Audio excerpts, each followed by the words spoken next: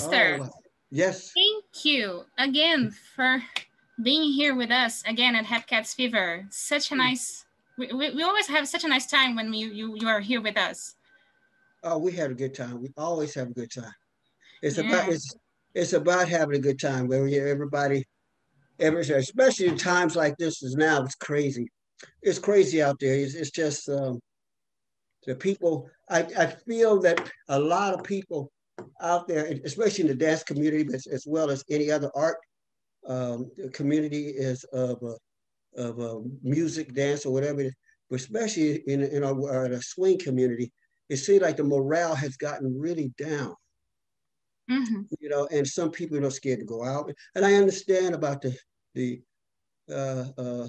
epidemic and stuff. You take precautions and stuff. As they look at me, I mean, my mask on. Can't tell the bad guys from the good guys. Everybody's wearing a mask. Oh my goodness! But anyhow, but but but, but the fact is, I feel that it's such a it's a crazy thing. Even all of our governments are it's you can't even trust them no more. It's just too much craziness. But the fact is, don't let nothing like that to build your morale down Yeah. because it is it's a thing that does it works on your head and it works on it and it can work physically on you Mm-hmm. and it can make you really just go. I had so many people say, I don't feel like doing nothing. I said, what you mean you don't feel like doing nothing? He said, you still go out? I said, I sure do. I go out. I mean, I take precautions, but I go out and I take precautions because I want to do what I want to do. Mm-hmm. If I feel like I'm going to exercise, I'm going to go out and exercise. As long as I'm not hurting nobody else or whatever it is, and then and it's gotten so their minds has just gotten, everybody's on the edge and stuff, and I'm like, oh no no no, I don't need to get in that type of zone. That's not me. I said, if it's a problem, we figure out what the problem is and we try to rectify it and figure out so we can all move on and make things work. That's that way I feel. So, Yeah. Chester, do you need some water Huh? before we start our conversation? I just realized I wasn't framed well. Can you see me now? I can see you, girl. Look at the No. Now you can see me properly. Do you need some water? Do you need to drink something before we can start They're talking? they're out Because there. They're outside. They're out there eating all the food and from me and stuff. oh, okay. Watch this. Watch this. Let me see if I can sneak it down there. Wait a minute. Oh yeah, yeah, yeah. I'm gonna take the camera. I got the hot wire. So I had to find a hot wire up here in the place, and they didn't Oh, have one. So I took one of other people's cell phone, and I took their phone. Shh, okay. okay. so, so I got it with there. Still wear my normal shirt. Yeah. Oh yes, yes. I noticed. Oh, Oh, yeah. we're gonna talk about Norma today. Yeah, yeah. I'm gonna Yeah. ask you some stuff. Okay. So Okay. Wait a minute. Let's sneak down there and see. Oh, wait. Yeah, they don't know it. They don't know it though. Watch this. We're good. This is a big place. This is one of the places I work at. Churches and stuff with kids, and then I work for things for seniors. But at the same time, I have my own studio is at a college. But since that's closed and stuff, like I said, it doesn't stop me. I just go to the church owner and we ask them. We got rooms all over the place. We can go and rehearse. I said, yeah, we're gonna do this. So we're rehearsing for a play called Godspell on the Broadway show. okay, And so see, look how little big the hallway is. See, okay. so we're gonna go down here.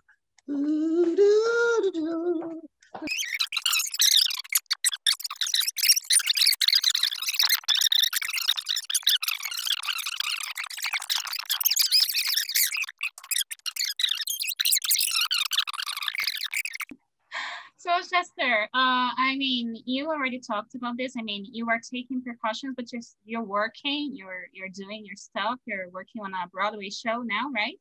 Yeah, this is the show is on Broadway, and we're doing a new version of it with a new cast. They're young people that they like dancing, learning dancing. I have a musical director, um, Mhm. we teaching voice, singing, dancing, the whole thing. And I come in and choreograph and get them going. And it'll be just to be something for the Christmas, because a lot of people say, "Well, we're gonna do Christmas. We're all in the house." I said, "Don't let that stop you. This is what we're gonna do." So what I'm doing is, yeah, It's a lot of fun. I don't let the government stop me. Listen.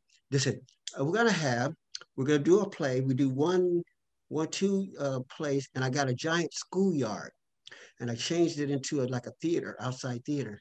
So I put Oh, the wow. audience, I make the audience like social distancing. That's a great idea. And they could sing and dance, wireless mics, and they do it. And then I'm gonna record it. So then I record it. And the last few days, like the last 2 weeks, it will be viewed on a giant screen. Then I open up my drive-in theater. Oh, wow. Yes, It's I drive. amazing. I drive, and people That means, come out and watch it each night, and that's why they can watch it in their own house. They can get on the roof of their house or balcony, and I have a giant screen in the middle of the street, and they can watch the movie. that's amazing. That's amazing. Yes. So that's I do that for this production, and that way I keep the neighborhood, the community happening in the churches. To keep the Mhm, churches thought it was. He said, "That's wow. We could." I said, "Yeah, we could do that." I said, mhm, we're not breaking it. And the people love it.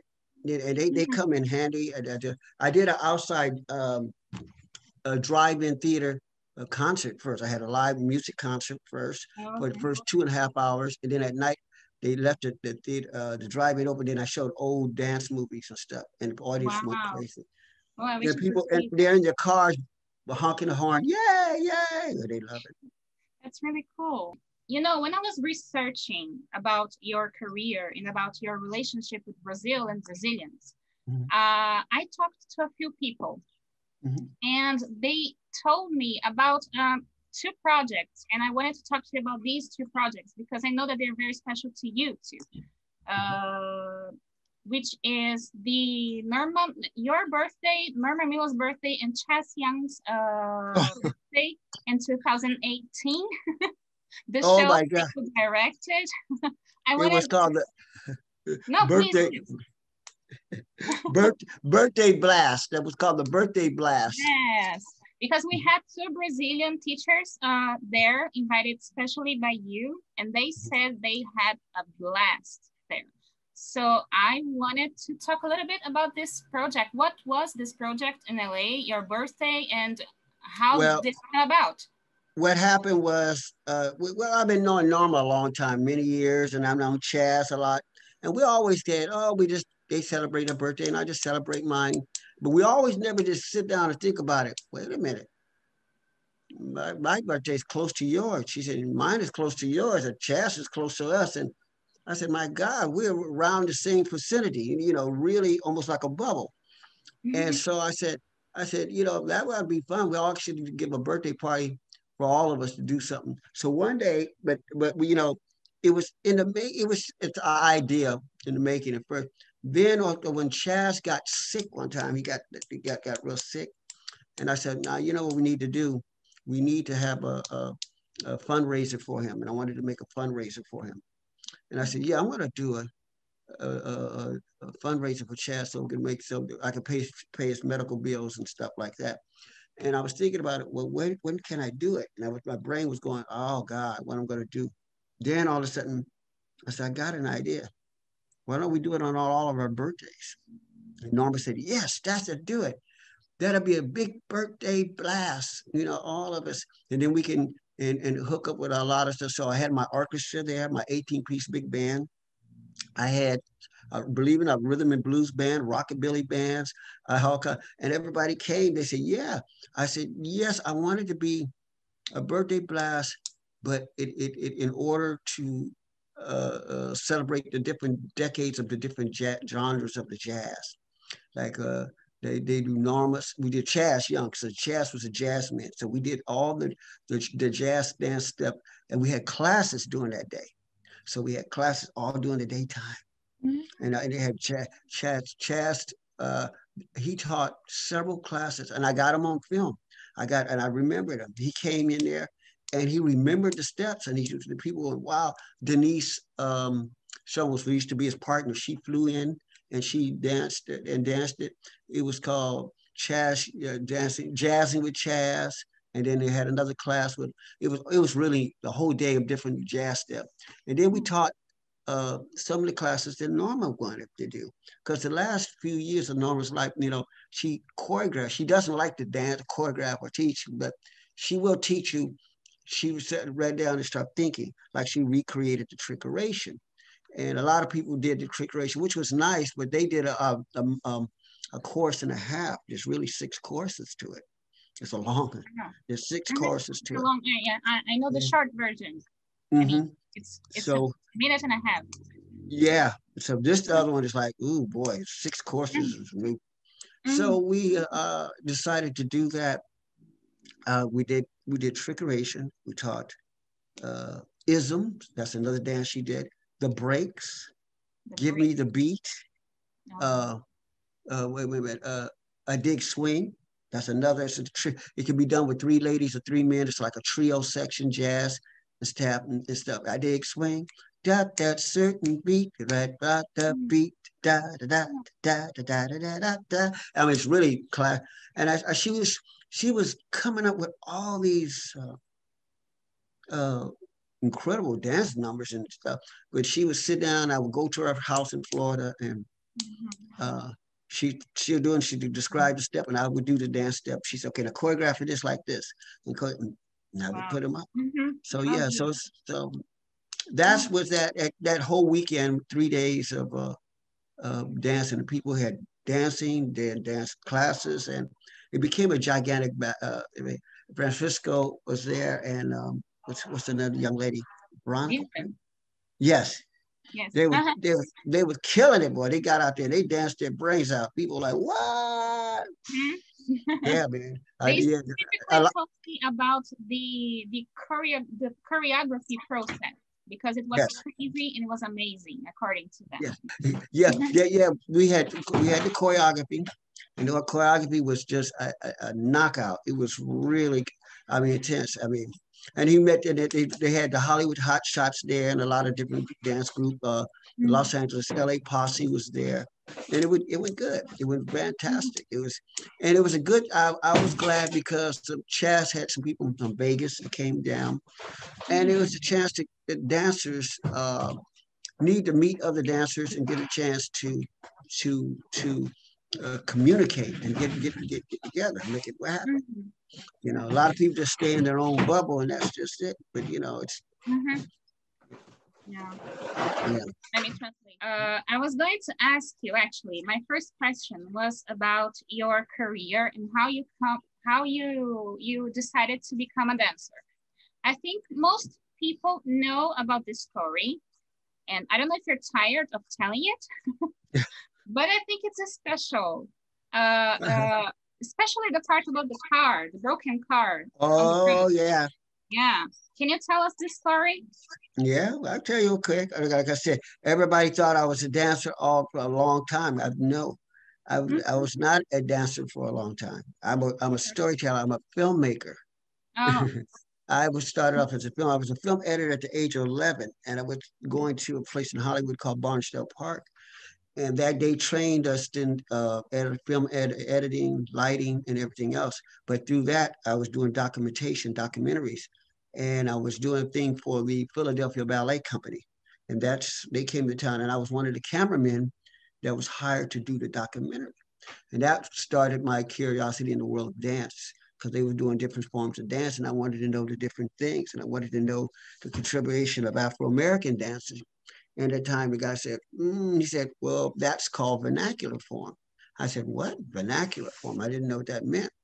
And he said, but they knew I used to like movies. I watched movies, and I watched all the old musicals, the old, like Fred Astaire, Gene Kelly, and all them, Bill Robinson. And I said, that's the style of dancing I like. If I was going to be a dancer, I would like to do that type of dancing. And they said, they don't do that type of dancing now. Because in that time period, I was researching the dance. It was Motown sound was happening, Temptations and Supremes and stuff. So that's what was happening at that time. So everybody said, well, why you want to learn about this? Oh, I said, because those old movies, they were having so much fun.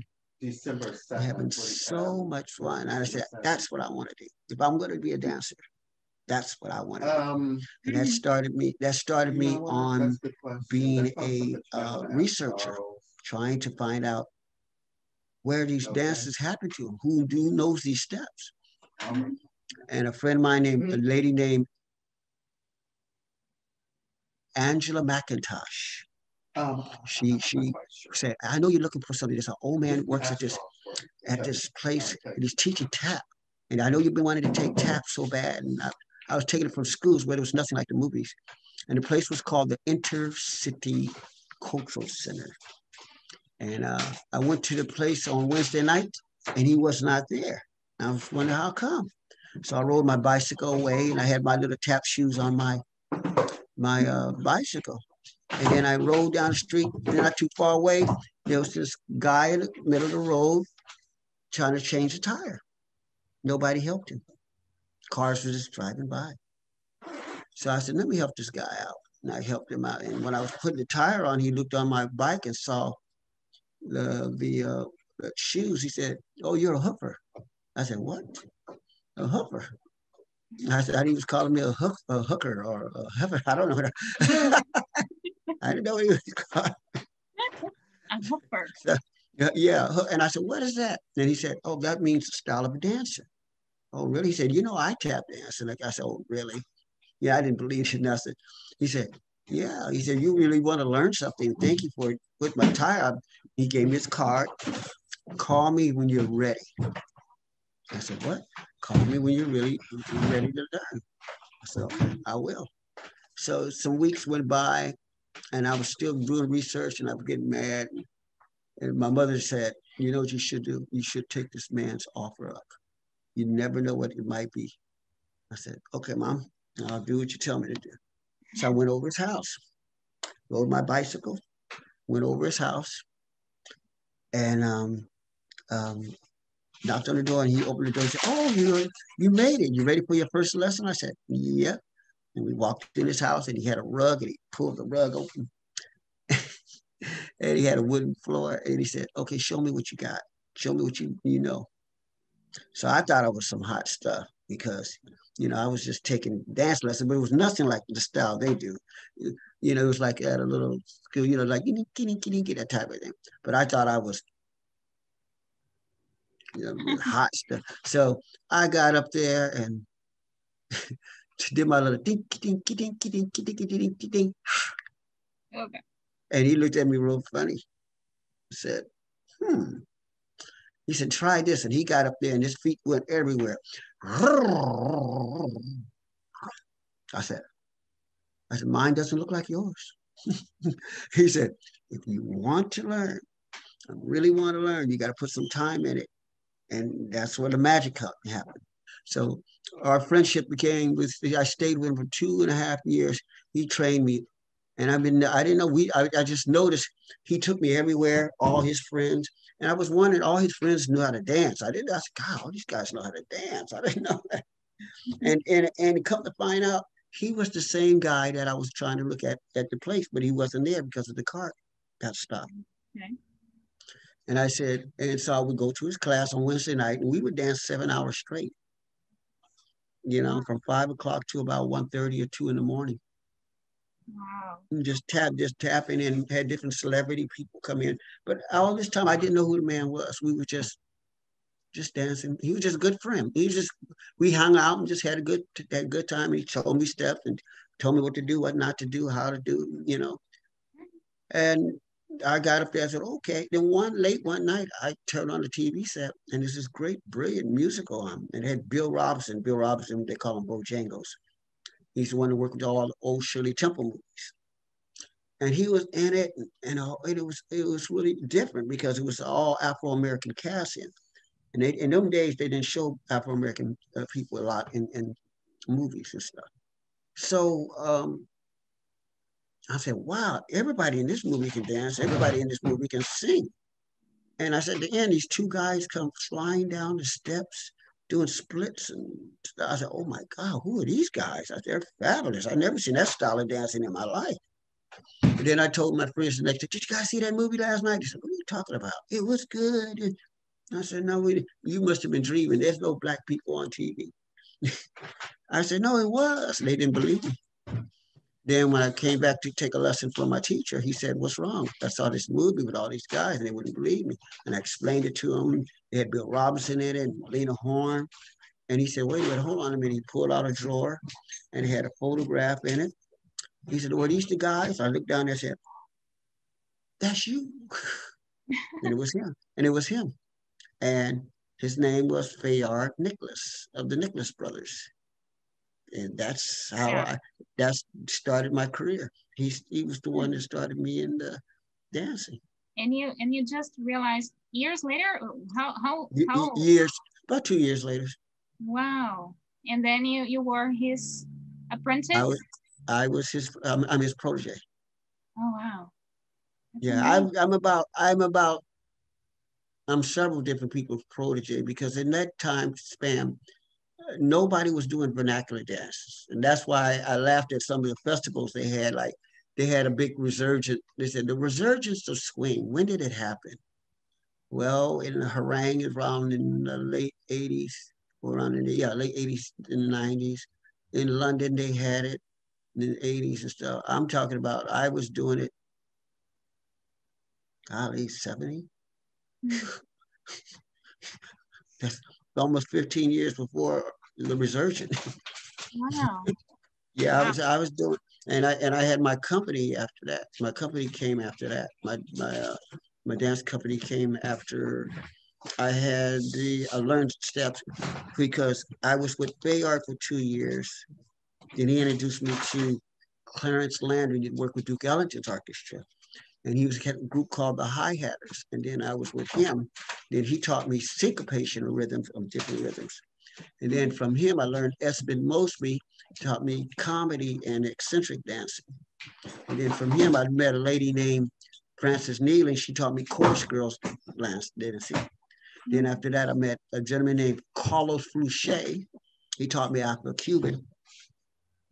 And, and I did Afro-Cuban dancing. And then from Carlos, I ran into Dunham, Catherine Dunham. And then from Dunham, I met, what's the other young lady? It was another young lady I worked with. But I had a series of people that and then I started to say, all these people that got all this knowledge, how come they're not doing anything? So I started gathering them all together and pulling them all. They haven't seen each other in 30 years and 20 years. Wow. And so, he said, you know Chester? Yeah, I know Chester. That guy's crazy. He just keeps coming over and want to learn step. Because I was bugging him. Because there was nobody there, and that's the thing about when people that was in showbiz or people that gave a lot of things to the business or the community or to people in film. And I remember the thing that Norma said, and it always to me. And we was in Italy one time, and she said, mainly people wanted to just say, I said, what is the most thing you fear about? Well, we've done a lot of things for people. We've done things. I just don't want people to forget us. Because it can be easily forgotten. People, with things we do out here, if it's art, singing, if we don't research to find out, well, who did this? Well, how come this happened? After all that work, if there's nobody there to tell you or help you. It's a very rich story, should be told. So then you decided to become a full-time dancer and choreographer. You decided to study this more, and you had a lot of great teachers. Yeah, I was learning a lot of stuff from a lot of different people. And the question came up to my mom, said, if you're learning all these steps, what are you going to do with them? After you put them in your head, you just learn them. You're not doing nothing with it. And I started thinking, I said, well, I got to do something with it. And again, like I said, I'm not thinking. So I had a small group. I taught some people, because in them days like that, they were doing different styles of dancing. And so I had to find people who would like to do those styles. And I was the guy in Los Angeles around. There's this guy that does old dances. And, I understand how, they thought it was a novelty. It was a novelty. They liked it, but it was just nobody there I could really actually talk to, not unless they were older, and they would get together and understand what I was talking about. They didn't do that. So whatever time I got with them, uh, a promoter saw me. I was doing a show at a senior citizens place, and I had my group there. And then this one gentleman came to see his aunt. I guess he came to see his aunt, and he saw us perform. He said, "Wow, this is a good group. This is a really good group." I mean, I had the shows together and there. And he said, my boss would love to see you. Do you mind if we get a card?" I gave him a card. And he told his boss. His boss said, "Yes, I want them to open up my show." I didn't know who the man was. And guess who he was? He was the legendary great drummer, jazz drummer. It was Louis Bellson with Duke Ellington's orchestra. Your life is full of the best coincidences ever. Oh my God, I can tell you some things. I can tell you some things. Ooh, girl. Yeah, yeah. But I said, "That's Louis Bellson. My God, the world's one of the greatest drummers, you know." And they said, "Yeah, that's Louis Bellson." And I opened up for Louis Bellson, did a 15-minute act for him. Wow. I mean, that was one of my first big professional gigs, made big money. I said, "Oh my God." Yeah. This is something I just do all the time. I'm out on the street, just corner, dancing. Now I get paid for this? Yeah, this could be interesting. So you've decided to create your own dance company, and I know that you. Although from there it was a gentleman named Parnes, a promoter, that saw me. He saw me in Louis Bellson's show, and then that's when he called to have a meeting with me. Then he said, I'm looking for a group that can do this style of dancing that you do." I said, "There's never have been a group. There's been ballet companies, there's been modern companies, but never a vernacular company." And he asked me, "Do you think you can put one together?" I said, "If I can find the right people, yes." And I think that it was a company, and we put it together. The very first company, I was one of the artistic directors. There was 4 artistic directors. And but one of the people that brought the dancers in, they were good dancers, but they weren't no authentic jazz dancers. They were like modern dancers trying to do jazz dancing. Didn't look good. but anyhow, we did it, and the public liked some of the stuff. But the guy that brought the dancers in wanted to do something different, and he didn't want to stay with the promoter. I said, "Wait a minute, the promotion guy worked as hard to get this job for us, and you got to leave him hanging like that? I don't think you should do that." And then he wanted me to work with him. I said, "No, I can't work with nobody that's gonna act crazy like that." So he left the group after the guy got a European contract. That was one of our first European contracts. And he left the guys. I said, "The man worked out hard to get you the job, and now you left him. That doesn't work." So I didn't go with him. I stayed, and I said, "When do we leave?" "We leave in about 8 months." So I went out and got different people and put a 2-hour show together. Wow. Yeah, it's a lot. I mean, listen, that's a story in itself. It's really wild. that could have been a movie, but I wind up getting the contract after the other people left, and I became the only director. And the name of the company was called the Black Ballet Jazz. And you did a lot of stuff with this dance company, right? Yeah, oh my God, we did 33 dance numbers back to back. Wow. 2 hours and 17-minute show. 2 hours, 17 minutes. Show. 33 numbers back to back. It was completely a big show. And that's first time seeing, we did cakewalk, we did West African dance, cakewalk, fad dance, down south count, ham bone, African boot dance. We did Negro hymns to the gospel. We did buck dancing. We did ring shouts. We done Charleston, the cakewalk Charleston. And then we went into the swing. Then we did bebop. Then we did spoken word imagery. Then we did 60s and rhythm and blues. Then we did rock and roll. Then we did soul. Then we did disco. Then we did house. Then we did b-boy breaking. And then we did popping and locking. And then, yeah, Okay. It's a lot. I mean, yeah, just so, I mean, this is yeah. incredible And work. and Having, what made it very difficult was um, you had to have one dance company. The dance company has to be the one that has to be able to learn all those styles. mhm. Yeah, one dance company that you should know. I mean, all the vernacular dances, all of them. Mhm. So yeah, Yeah, that's because in reality, you would get different groups to come and do the show. no, yeah, yeah.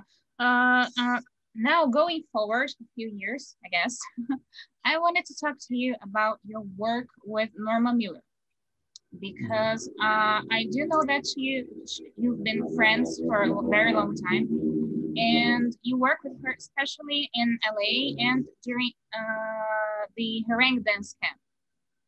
So can you tell me a little bit about this time that you worked with her?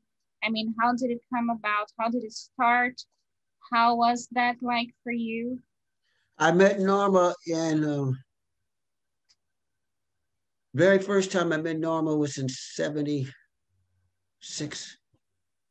around Mm, 1976, and she was acting at that time. Yeah, she was doing comedy, and I was working on a television show. And they said, "That's Norma Miller." I said, "Norma Miller, I know that name." They said, "The dancer." I said, "What group was she with?" The Lindy Hoppers. I said, "Oh, that Norma? That can't be Norma." And we started talking, and she said, "You dance?" She said, of course, the new day, she said, "You're a dancer. I don't know why you take that profession. That's a hard profession." That's how she'd be so crazy, sarcastic and stuff. And we became good friends and stuff, but we were lived so far. In them days, she was in New York at that time before she moved to Florida.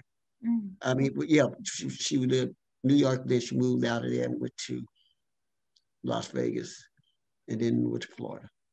mm, And then at the second time I met with her is when I got my group together.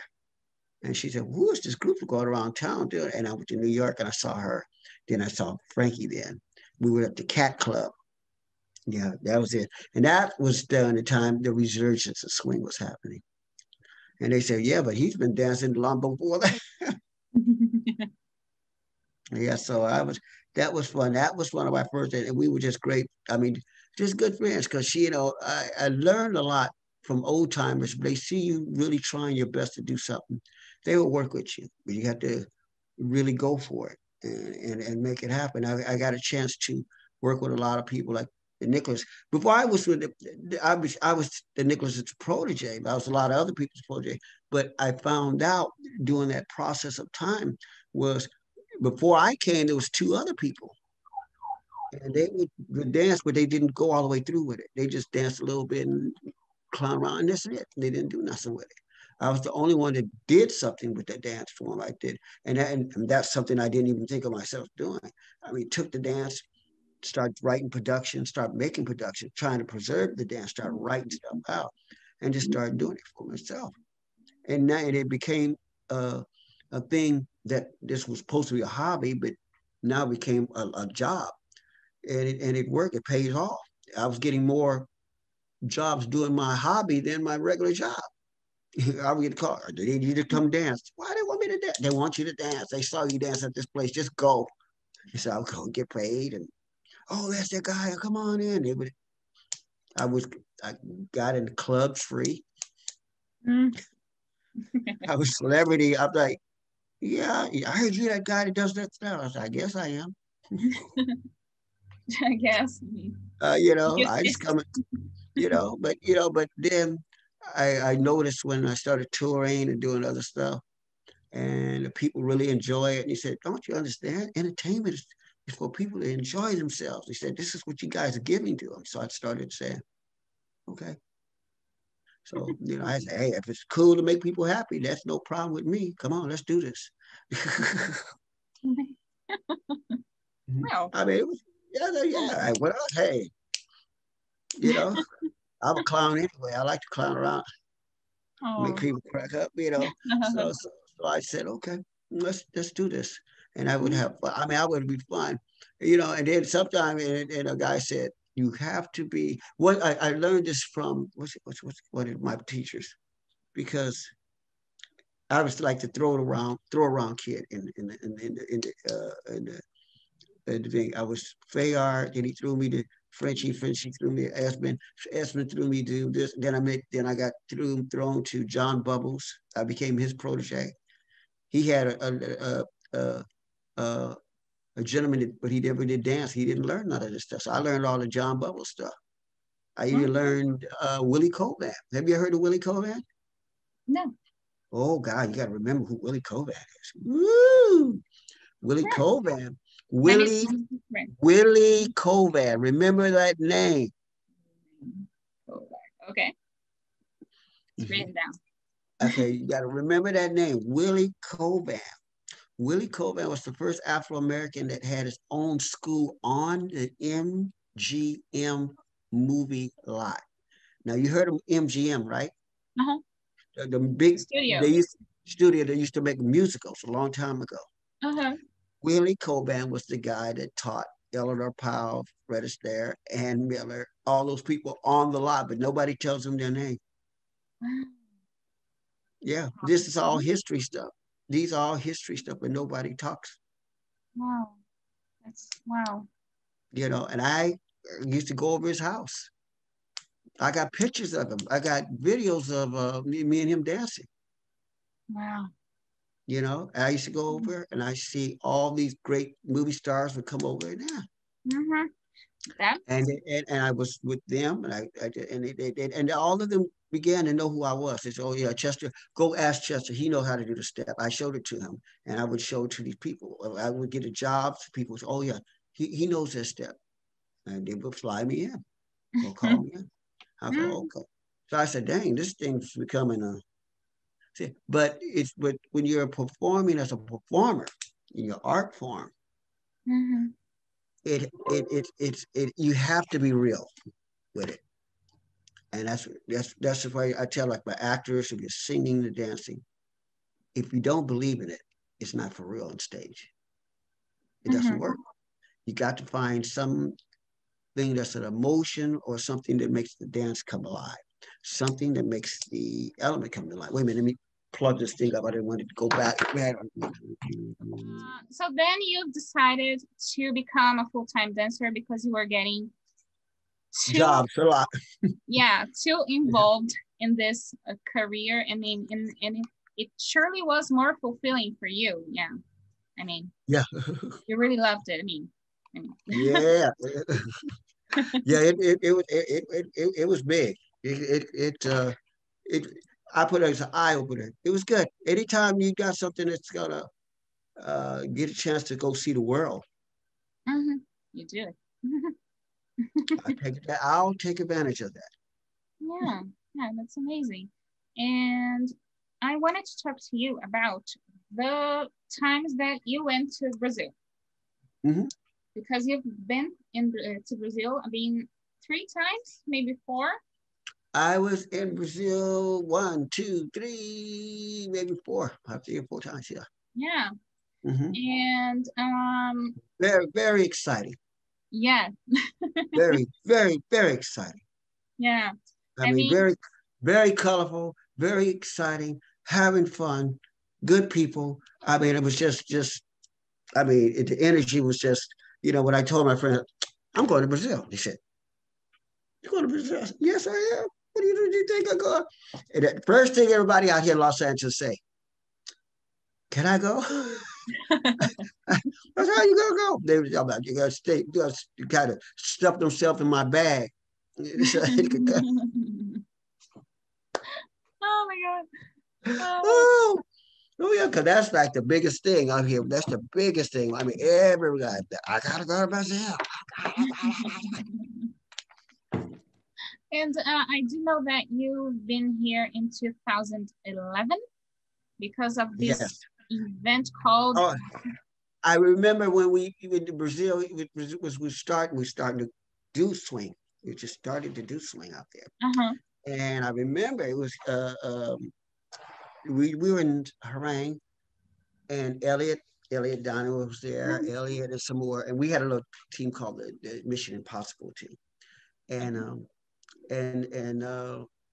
they were in Brazil. I said, we want to do something. We want to get more swing in Brazil. I said, yeah, let's get some of the teachers to come. And some teachers were like, they zoom right here, move, and go. They don't sit still. I said, look, you guys, if you want the dance to perpetuate and move forward, we got to take our time and find out.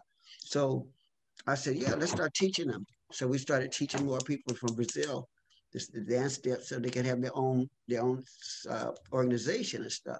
And it was great because I was shocked. It was so cool seeing them grow. I said, man, look at these guys. They're really, I mean, they were just growing. Mm-hmm. And so I remember one night, um, they gave me a phone call. Said, hey, Justin, what are you doing this whole past weekend? The, in Brazil, they're doing a thing, a big swing thing. We need to go down there. I said, okay, well, that sounds pretty good. And Elliot called me up, and then it took Elliot, me, and two some more. We just took off that one day. We said, okay, we can just go to Brazil today. Okay, let's go. Okay. And then you went. We went. It was so cool because now here we're driving down, and we went to this place. Where was this place at? But they were doing some honoring of jazz and jazz dance. And they had posters, and I looked over the poster. I said, what the heck I'm doing on the poster? they had a picture. They had a picture of me on the poster. I didn't know it. That was so funny. And then Elliot said, "You got to sneak in the back. Why are we sneaking in the back? Why don't we just buy a ticket and go see everybody and then do their thing?" No, they don't know you're here. I said, "What do you mean they don't know I'm here? They don't know you're here. You just all of a sudden you just said, I'll go. I'll be here, and now you're here, and we didn't get a chance to tell them anything." Well, they weren't expecting me anyway. He said, no. So they were doing some kind of show, and they were doing different choreography from different teachers. And they were showing them on the wall, on the screen, in the audience. And I said, oh, they're going to do this song. What was the name of the dance? I did one of the dances. I said, oh, this is going to be cool. I'm going to watch it. He said, no, you're going to watch it from backstage.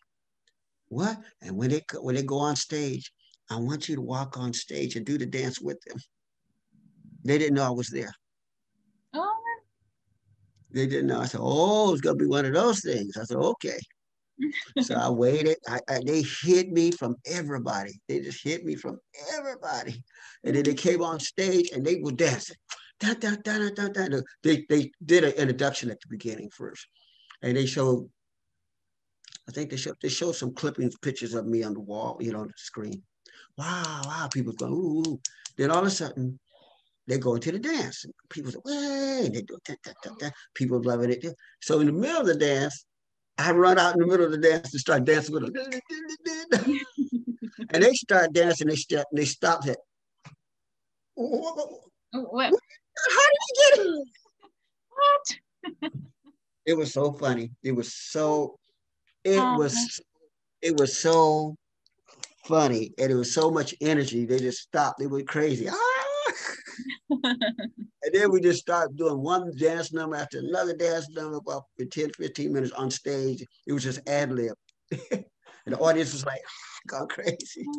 Was it the time that Norma was here as well? It was Oh my God, yeah. Norma was here. They gave Norma a birthday party. They brought this gigantic cake with her on it, man. That was the bomb. It was hot. I said, oh yeah, I'm going to get me a piece of that cake. That looked good. That was good. And Norma said, I never had nothing like that. She said she loved it. Norma loved it with a passion. She said, man. And then she started telling the story about Brazil, how swing came over. Her group was there in 1941, 42, something like that. Yeah. After 1941, yeah. And that's when the war broke out, and that's why they couldn't go back. So they were stuck. So they might as well stay in Brazil. That's how they were stayed in Brazil. And that's how they started making new steps up and stuff. Okay. And I'm crazy. I'm crazy. Oh, your phone is ringing. Say hi to Paulette. That's Paulette. Say hi, Paulette. Hi, Paulette. Hello. Wait. We got to speak to Paulette. Say it again, Paulette. Go ahead. Hello. Hi. Hi, Paulette. Who is this? That's from Brazil. That we're on Zoom. We're on Lady from Zoom. Brazil. Cool. Cool. Hi, nice to meet you. Yeah, nice to meet you. Oh, good, good.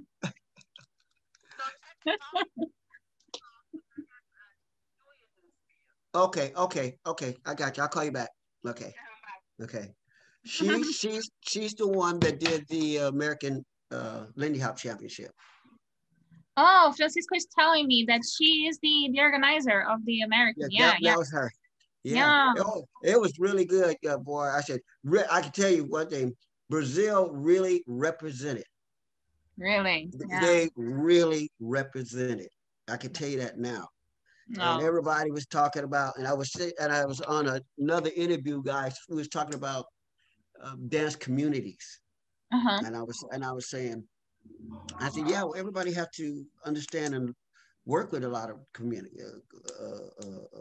communities, and if they're going to survive, if it's going to work, we have to work with each other. I got the Italians. I have the Italians working. I have in Singapore, I have all of the dancers in Singapore working. I have Mexico City, and I talk about Brazil. And when we start to do stuff, but then you got some organizations that do certain things, but they're not really pushing out forward. That kind of disappoints me in some degree.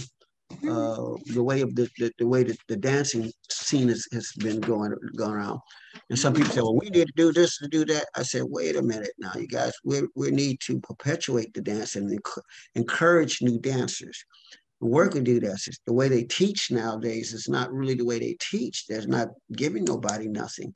You got to give them something to think of. People work different ways. People learn different ways. Some people might learn faster. Some people might learn slower. You know, it's gotten to a point that now it is a business. The dance is a business, and it's not to a factor of helping somebody as an art form. I mean, I told one of the teachers, what does the word teacher mean? To instruct, to teach. You don't get up there, come and take that. I'm going to give you the step, do the step. You get the step, or you don't get the step. You get the step, they don't care about if you got it or not. It's just as long as you get back the next week and you make the money thing. I mean, we understand we all have to make money, but it's gotten to a factor. I said, you're not making the dance live. You're not perpetuating it to live the further. If I understand, if a student, if I could do it, and I might teach 12 things in 1 hour.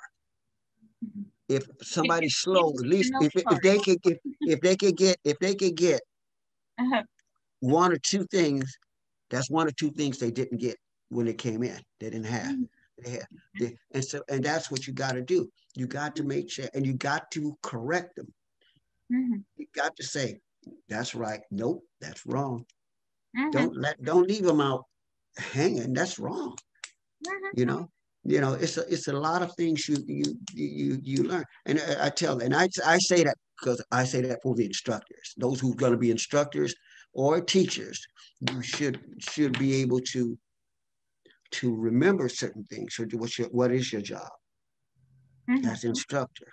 And that's how that keeps the dance alive. It keeps the people alive and keeps them somebody to learn something, out of it. The stuff that I see nowadays is not, because there's some people say, well, I'm going to this camp, but I'm not going to this camp. I'm going to this camp, but I'm not going to this camp. I don't like to hear that stuff. when they get in that clique stuff, I go, I don't want to be involved. But I was just saying, the fact that a lot of things happen and then we did a dance, and they had, hey, we got a lot of soundies and stuff, and this one is from Brazil, and everybody said, wow, and everybody, whoa, and the audience was like, yeah, this is cool. And then they said, hey, we got another one from Brazil. I said, oh, another one. I said, man, it was about 3 or 4 things in there. They represented very, very well. And it's good because now the new group of people, the new community, the new group of dancers all over the different parts of the world, they know. Man, they got dancing, swinging out there in Brazil. I said, shoot, yeah, they got stuff in Brazil. Shoot, what are you doing? So I mean, it's great. It's great. Yeah, Yeah. yeah. So nice to hear that, Chester. Thank you.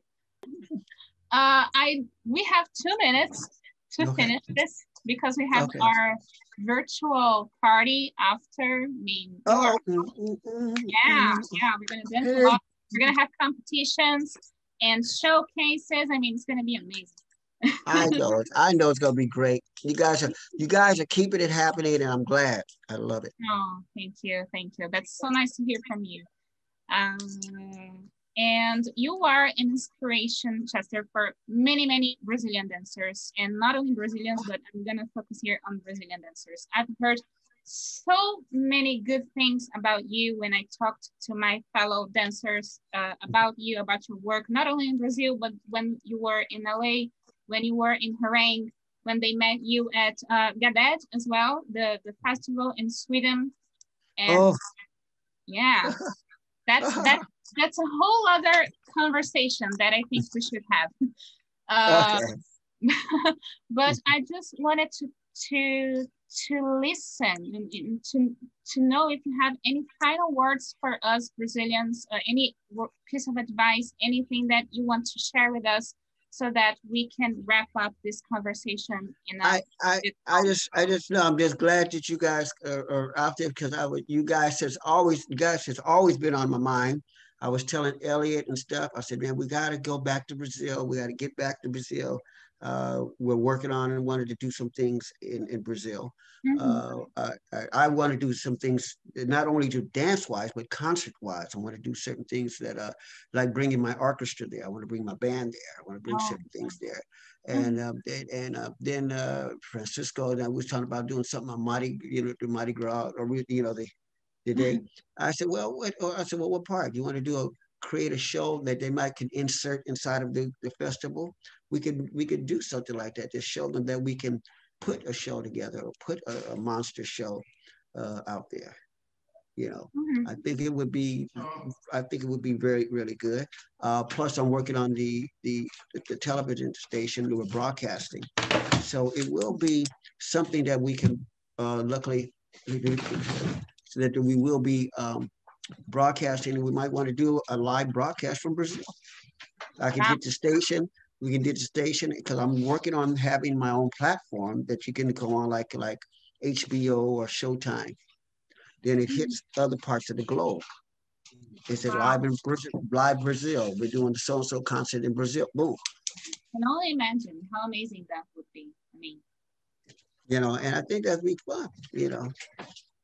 I was trying to do one in Madrid one time. I was trying to do one in Madrid, some things. So, but I just think it would be a good connection stuff, good fun stuff. Yeah. Let's make this happen, people. Please. It can work. So those are some of the things I'm doing. And plus, in here in the States, I'm raising the money for a motion picture. I'm going to do the story of the Savoy Ballroom. That's what I'm waiting on.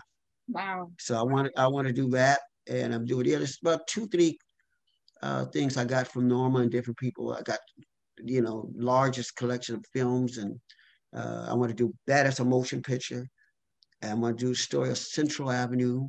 I'm doing that. I got to send you guys a copy of that the Los Angeles Glide dance step. It's a social dance. It's pretty. Woo! You can glide across.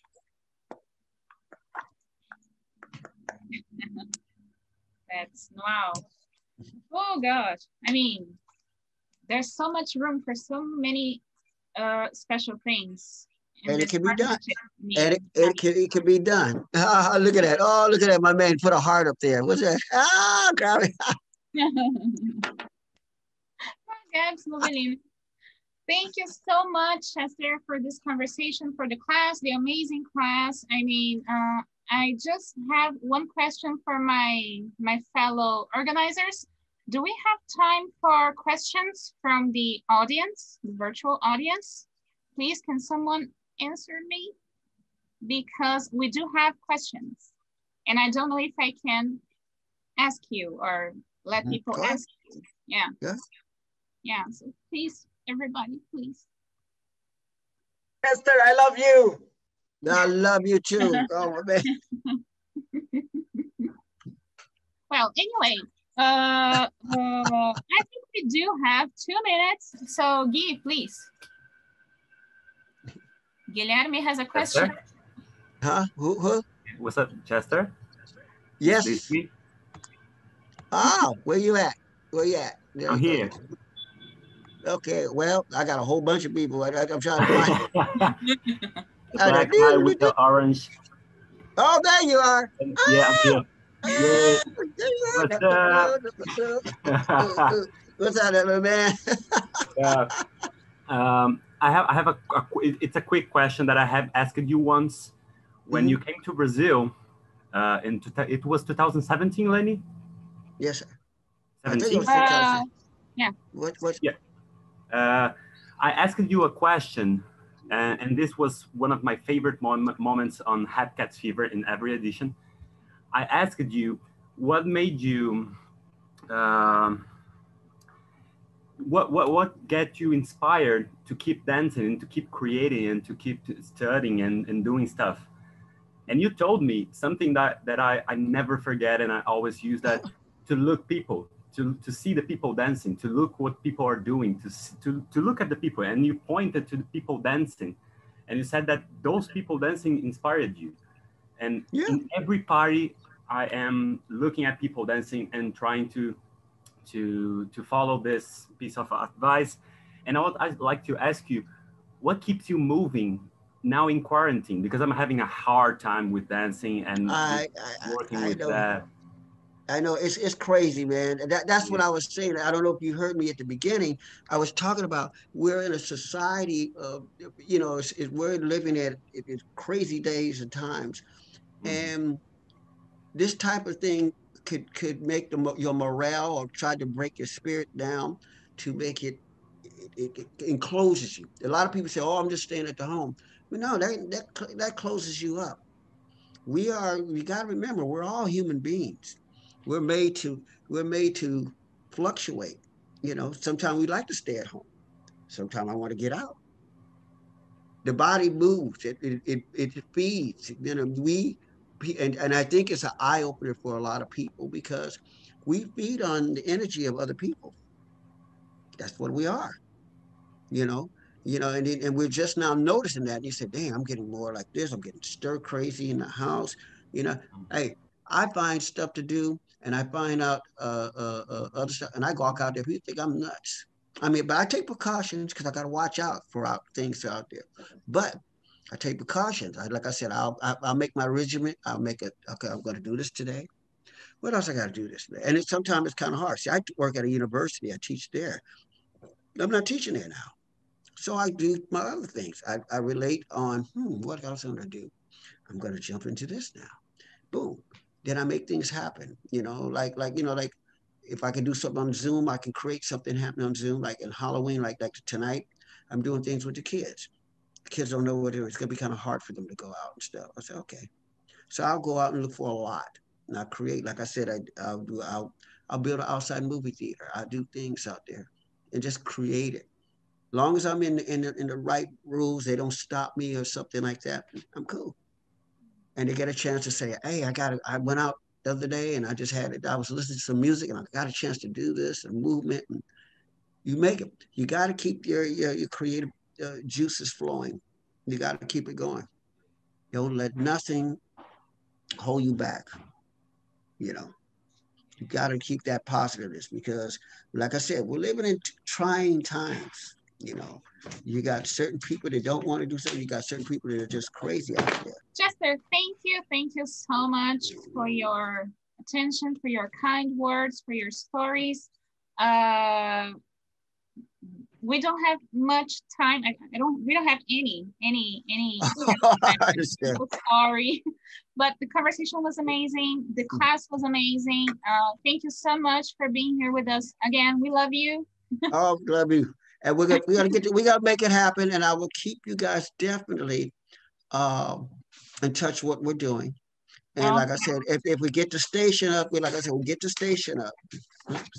We get the station up. I will send it over to Brazil, and that way we can find out from that station that you guys can find out, oh, what channel, what's happening. Oh, they're about to do this today, and we can connect and stuff. Wow. You know, because I'm working on. One guy was saying, I was at the show. The guy said, "You should have your own TV show." I said, "We have my own TV show." Yeah, do like what's that guy named Johnny Carson, the talk show? That would be amazing. That'd be fun though. I say, hey, I can invite people to come in, fly in, do get a guest art. Amazing. It'll be fun. We'll make some stuff happen.